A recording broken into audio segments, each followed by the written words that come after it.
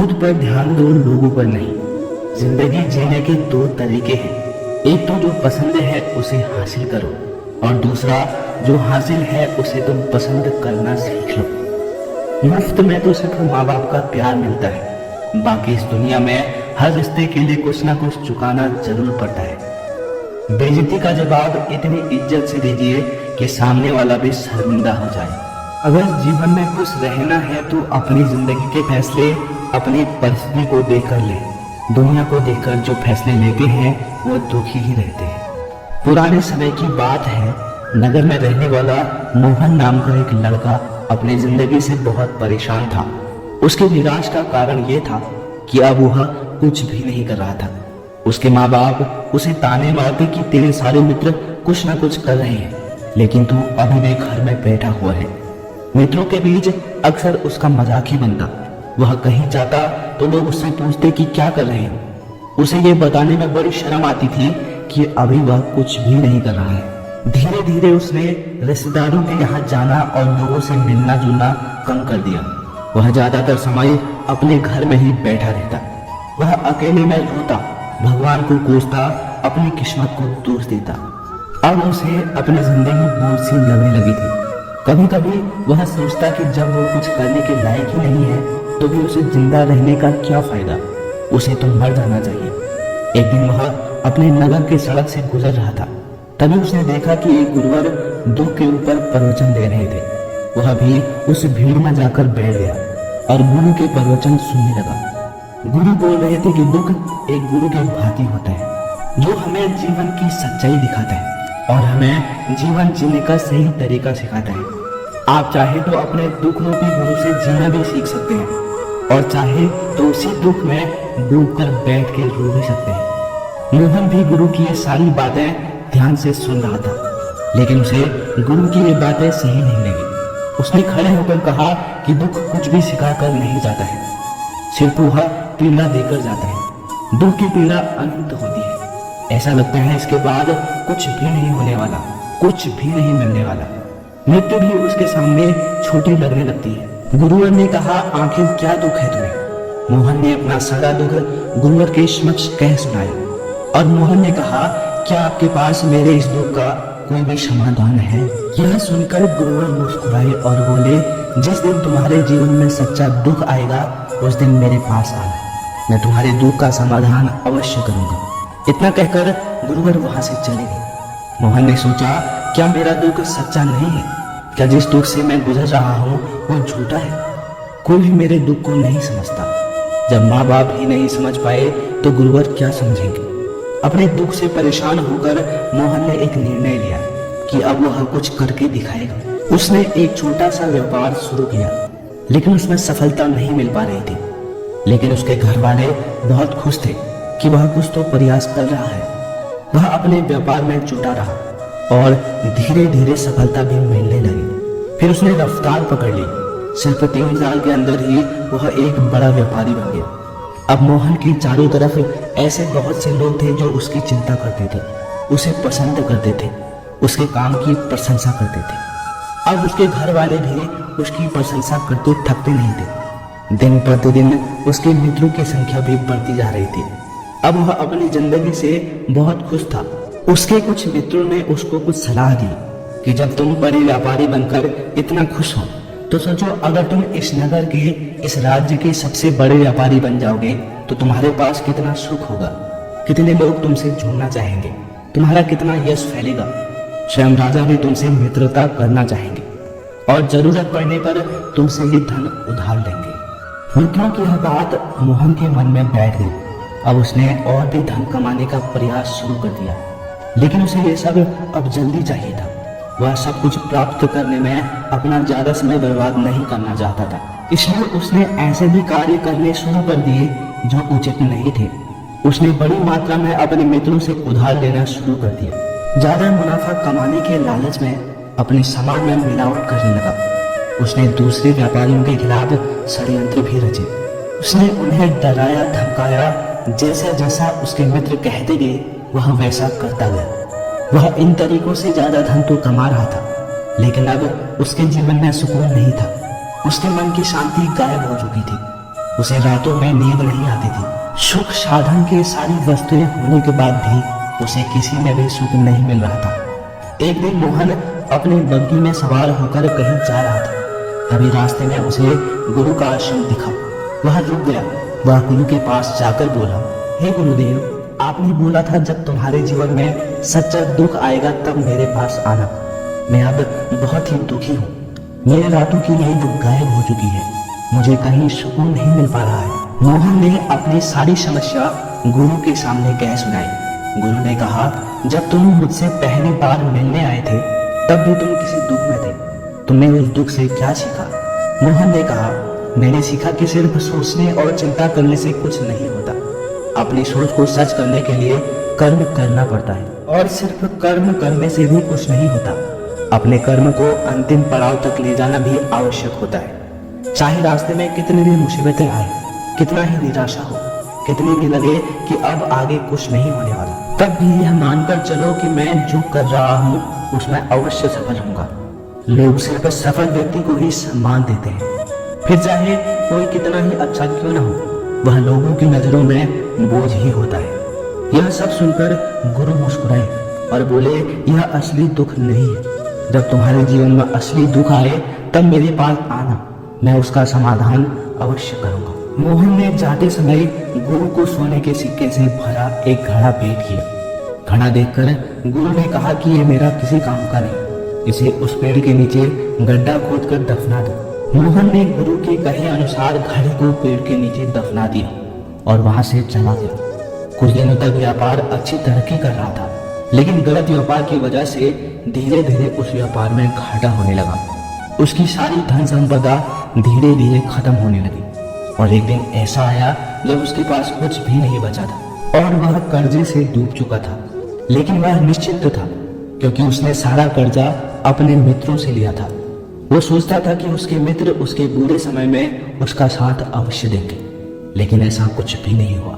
बुरा समय आते ही उसके मित्रों ने अपना उधार लेना शुरू कर दिया। उधार वापस न मिलने पर जान से मारने की धमकी भी दी। उसके चाहने वाले सब उससे दूर हो गए। उसके वो मित्र जो उसके साथ मौज मस्ती करते थे अब उससे दूर भागने लगे। उसके परिवार वाले उसकी गलतियां और कमियां गिनाने लगे। उसकी सारी संपत्ति नीलाम हो गई। उसके पास अब कुछ भी नहीं बचा था। उसने अपने पिता से सहायता मांगी तो पिता ने कहा, मेरे पास ये थोड़ी सी संपत्ति बची है, अगर ये भी मैं तुझे दे दूं तो मैं तुम्हारी माँ को कहाँ रखूंगा? ये संपत्ति हमारा एकमात्र सहारा है। मोहन के भीतर बहुत गहरा दुख हुआ।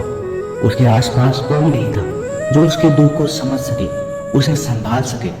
लोगों से मिले इस धोखे और विश्वासघात की वजह से वह अंदर से पूरी तरह टूट गया था। उसे लगने लगा कि अब जीने का क्या मतलब है, अब तो मृत्यु ही एकमात्र सहारा है। वो आत्महत्या करने के लिए पहाड़ी की तरफ जा ही रहा था, तभी उसे याद आया कि गुरुजी ने कहा था कि जब तुम्हारे जीवन में असली दुख आए तब मेरे पास आना। मोहन गुरुजी के पास गया और अपना सारा दुख उन्हें सुनाया। आंखों में आंसू भरकर बोला, मेरे इस दुख का समाधान कीजिए गुरुदेव। गुरुजी ने कहा, जब तुम्हारे जीवन में असली दुख आए तब मेरे पास आना, मैं समाधान अवश्य करूंगा। मोहन ने कहा कि क्या अभी जो मेरे जीवन में घट रहा है क्या वो दुख नहीं है? आखिर असली दुख क्या होता है? गुरुजी ने कहा, सबसे पहले तुम मुझे ये बताओ कि तुम्हें इस दुख से क्या सीखने को मिला। मोहन ने कहा, मैंने सीखा कि जो लोग हमारी सफलता, हमारी तरक्की की वजह से हमारे जीवन में आए हैं वो हमें धोखा अवश्य देंगे, क्योंकि वो बुरे समय में हमारे साथ खड़े नहीं थे।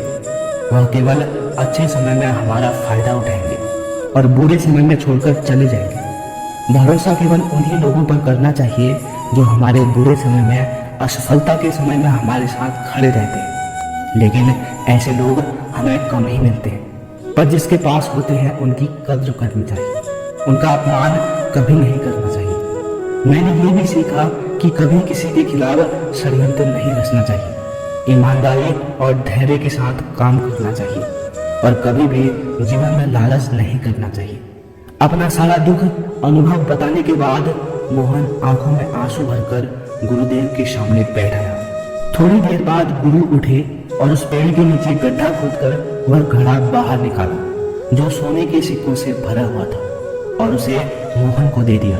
और कहा, तुम्हारे जीवन में असली दुख जब आए तब मेरे पास आना, मैं उसका समाधान अवश्य करूंगा। मोहन ने गुरुजी को धन्यवाद और प्रणाम किया और वहां से चला गया। उसने उस धन से एक छोटा सा व्यापार शुरू किया। अब वो एक छोटा सा व्यापारी बनकर खुश था। अपनी पूरी लगन और ईमानदारी से व्यापार करने लगा। देखते ही देखते वह फिर अपने नगर का एक बड़ा व्यापारी बन गया। उसका जीवन खुशियों से और सुविधाओं से भर गया। लेकिन कोई कितना भी अच्छा हो, कितना भी अच्छा काम करे, दान करे, पुण्य करे, लोगों की मदद करे, लेकिन उसके जीवन में दुख आता ही है। तो मोहन के जीवन में भी दुख आया। वह अपने माता पिता से बिछड़ गया। मोहन अब दुखी हो चुका था। उसके अंदर बहुत से प्रश्न उठने लगे। वह घर वापस आया तो अपने माता पिता के घर और संपत्ति को देखा जिसके लिए वह लड़ते रहते थे। आज वो लावारिस पड़ी है। आज उसकी देखरेख के लिए, उसके लिए लड़ने वाली इस दुनिया से चले गई। उसके पिता ने जो भी कमाया था, जो भी बनाया था, सब कुछ यही रह गया था। एक दिन पहले किसी से भी अपनी संपत्ति के लिए लड़ जाने वाले उसके पिता आज इस दुनिया से अलविदा हो गए थे। उसका मन इसी तरह के अनेक विचारों के भंवर में फंसा हुआ था। उसे अंदर से अकेलापन और डर महसूस हो रहा था। उसे कुछ खालीपन सा महसूस हो रहा था। उसे लग रहा था कुछ तो है जिसे वो समझ नहीं पा रहा है। इसलिए वह गुरु के पास गया। उसे देखते ही गुरुवर ने कहा कि क्या तुम्हारे जीवन में कोई दुख है? तो मोहन ने कहा, वैसे तो जीवन में कुछ दुख नहीं है गुरुदेव, सब ठीक है और सब अच्छा चल रहा है, लेकिन आज मेरे माता पिता की मृत्यु हो गई है। इस घटना ने मेरे मन को बेचैन कर दिया है। तो गुरु ने कहा, इसमें दुखी होने वाली कौन सी बात है? एक दिन सभी को जाना है। सभी प्रियजनों को एक दिन मरना ही है। हमेशा जीवित ना तो कोई रहा है और ना कोई रहेगा। एक दिन तुम्हें भी मरना ही होगा। हो सकता है कल ही मर जाओ या आज ही मर जाओ। मोहन ने कहा, यह आप क्या कह रहे हैं गुरुदेव? मैं भी मर जाऊंगा, पर मैं तो अभी जवान हूँ। गुरुवर ने कहा, इसी भ्रम में तो सभी जी रहे हैं कि मृत्यु दूसरों को आती है, बुढ़ापा दूसरों को आता है, लेकिन बूढ़ों के सामने ही जवान मर जाते हैं, बच्चे मर जाते हैं। मृत्यु का किसी उम्र से कोई संबंध नहीं है।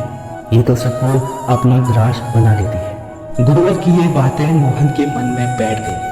वो चुपचाप वहां से चला गया, लेकिन उसका मन अब भी बेचैन था, अब भी अशांत था। वह कुछ खालीपन सा महसूस कर रहा था। वह पूरे दिन अपने बारे में सोचता रहा कि वह इस दुनिया में क्यों आया है। क्या सिर्फ चीजों को उपयोग करना और मरना ही जीवन का लक्ष्य है? ऐसे बहुत से प्रश्न उसके मन में लगातार उठ रहे थे, लेकिन उसका उत्तर नहीं मिल पा रहा था। उसका दुख दिन प्रतिदिन बढ़ता जा रहा था। कुछ दिनों बाद वह फिर गुरुजी के पास पहुंचा और बोला, गुरुदेव मैं बहुत दुखी हूँ। मैं ये नहीं जान पा रहा हूँ कि मैं कौन हूँ, इस दुनिया में क्यों आया हूँ। ये सुनकर गुरुजी मुस्कुराए और बोले, आज पहली बार तुम्हारे जीवन में सच्चा दुख पैदा हुआ है। वास्तव में यही दुख कहलाने के लायक है कि हमें पता ही नहीं है कि हम कौन हैं, क्यों आए हैं, क्या करना है, कैसे करना है। मोहन ने कहा, गुरुदेव मेरे इस दुख का समाधान कीजिए। गुरुजी ने कहा, हम सभी इंसान जीवन भर क्या इकट्ठा करते हैं? मोहन ने कहा, हम सभी इंसान जीवन भर धन संपत्ति, मान सम्मान, परिवार, मित्र, शत्रु, पद प्रतिष्ठा, यही सब इकट्ठा करते हैं। फिर गुरुजी ने कहा, क्या इन इकट्ठा हुई चीजों से एक भी चीज साथ ले जाया जा सकता है? मोहन ने कहा, नहीं गुरुदेव, इनमें से कुछ भी साथ नहीं ले जाया जा सकता है। मेरे माता पिता के साथ कुछ भी नहीं गया, सब कुछ यहीं छूट गया, परिवार, संपत्ति, सब कुछ। तो गुरुजी ने कहा, अब मेरी बातों को ध्यान से सुनना। इस दुनिया में जो इकट्ठा करना है वो हम इकट्ठा नहीं करते। चीजें जो हमारे सामने होती हैं, लेकिन हम उन्हें देखने का प्रयास नहीं करते। इस दुनिया में हमें जिस चीज को इकट्ठा करना है वो हम खुद हैं। हमें खुद को इकट्ठा करना है ताकि जब मृत्यु हो तो हम एक हो सके और स्वयं को पहचान सके। हम भीतर से बटे हुए हैं। हम बटे हुए हैं प्रेम में, नफरत में, क्रोध में, जलन में, धन में, संपत्ति में, पद में, प्रतिष्ठा में, मान में, पहचान में, धर्म में, जाति में। ऐसे ही सैकड़ों हजारों चीजें, वासनाओं में हम बटे हुए हैं। हम टुकड़ों में जीवन जी रहे हैं। इस बंटवारे की वजह से हमारी चेतना कभी एक नहीं हो पाती। हमारी चेतना बिखर गई है। इसलिए हमारे पास इतना भी समय नहीं है, इतनी भी ऊर्जा नहीं है कि हम मुड़कर एक बार अपने भीतर देख सके। वास्तव में जिस चीज की हमारे पास कमी है, सुविधाओं की कमी, मान सम्मान की कमी, इन कमियों को लोग दुख समझते हैं और जीवन भर उसे दुख बोलकर रोते रहते हैं। उनका समाधान खोजने का प्रयास करते हैं। उन्हें उनका समाधान कभी मिलेगा ही नहीं, क्योंकि जिन्हें लोग दुख कहते हैं वह असली दुख है ही नहीं। वो तो सिर्फ इंसान की चाहत है, उसकी इच्छा है, जिसकी पूर्ति कभी नहीं की जा सकती है। इसलिए यहाँ व्यक्ति को ऐसे दुखों का समाधान मिलता ही नहीं। इसलिए इन सब के ऊपर अगर अपने दुखों का परम समाधान चाहिए तो सबसे पहले अपने आप को इकट्ठा करो, अपनी ऊर्जा को इस संसार से वापस खींचो और एकत्रित करो। अपने ऊपर ध्यान दो, खुद पर ध्यान लगाओ। पहले अपने आप को पहचान लो, ऐसे ही बिखरते मत चलो। मोहन ने कहा, क्या गुरुदेव हमें ये संसार छोड़ना चाहिए? अपनी सभी इच्छाओं को मार देना चाहिए? किसी से प्रेम नहीं करना चाहिए? धन संपत्ति इकट्ठा नहीं करनी चाहिए? मान सम्मान की आशा छोड़ देनी चाहिए? फिर गुरुदेव ने कहा कि एक बिखरे हुए मनुष्य के अंदर से कामनाएं, इच्छाएं और वासनाएं ऐसे ही निकलती हैं जैसे पहाड़ से कोई पत्थर गिर रहा हो, जिस पर पहाड़ का कोई नियंत्रण नहीं है सिवाय देखने के, परेशान होने के और कुछ खोने के। इसी प्रकार बिखरे हुए मनुष्य की इच्छाएं अनियंत्रित और दुखदायी होती है। उसका अनियंत्रित मन कुछ उपेक्षाएं और कल्पना करता रहता है और दुखी होता रहता है। लेकिन जब व्यक्ति एकत्रित हो जाता है तो वो जो भी करता है उसके नियंत्रण में करता है। वो जो भी इच्छाएं करता है उसके इच्छा से निकलती है। तब मोहन ने कहा, गुरुदेव आपने मेरे सच्चे दुख का समाधान कर दिया है। आपका बहुत बहुत धन्यवाद। मैं खुद को एकत्रित करने का प्रयास करूंगा। फिर गुरुदेव कहते हैं कि मानव शरीर में बहुत ऊर्जा है, बहुत शक्ति है, पर यह बेकार के कामों में भटक कर रह गया है, व्यर्थ की चीजों में लगा रहता है। यह ऐसे ही है कि जैसे एक अत्यंत शक्तिशाली मशीन किसी बच्चे के हाथ में दे दी गई हो और बिना सोचे समझे, बिना किसी नियंत्रण और जानकारी के बस इस शक्ति को कहीं भी बर्बाद कर रहा है। इसलिए अपनी चेतना की शक्ति पर ध्यान दो और इसे एकत्रित करो। मोहन को अपने प्रश्नों का उत्तर मिल चुका था। उसने गुरुजी को धन्यवाद किया और चुपचाप वहां से चला गया। जय श्री कृष्णा।